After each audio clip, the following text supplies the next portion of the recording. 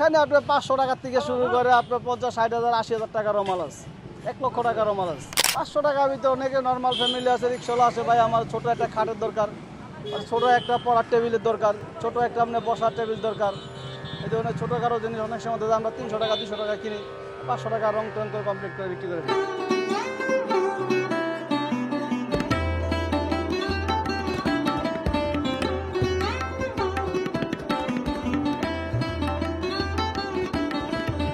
বেশি ধরো আমি যে মধ্যম ফ্যামিলির লোক আসছে এবং কি নর্মাল ফ্যামিলিও আসছে, এগুলো আমরা বিভিন্ন বাসা বাড়ি এবং বিভিন্ন ফার্নিচারের দোকান থেকে টেন্ডারে নিয়ে আসি।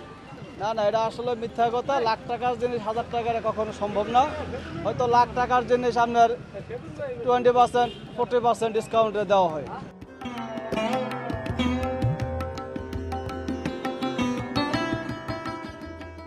আমরা যেভাবে কিনতে পারি ঠিক ওইভাবে ডিসকাউন্ট দিই। মোটামুটি বেকার থাকার থেকে ভালোই চলতেছে, সংসার ফ্যামিলি ছেলে মেয়ে নিয়ে ভালোই চলতেছে।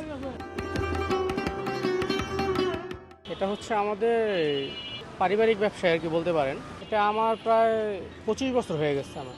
এখানে আপনার উচ্চবিত্ত থেকে শুরু করে নিম্ন স্তরের মানুষগুলো আসে এখানে, সবার সাধ্যমতো চাহিদা মতো জিনিস কিনতে পারে এখানে। হ্যাঁ, এটা আসলে উদাহরণটা এমন, যেমন আপনি ধরেন একটা ফার্নিচার আপনি শোরুমে আনতে যাবেন, যেমন আপনার হাতিল আছে, ব্রাদার্স আছে, ওদের কাছ থেকে একটা ফার্নিচার আনতে গেলে আপনার 1 লাখ 1.5 লাখ টাকা লাগবে। অথচ ওইটাই আপনি এখানে আইসা 10,000, 15,000, 20,000 টাকা এরকম প্রাইস আপনি নিতে পারতেছেন।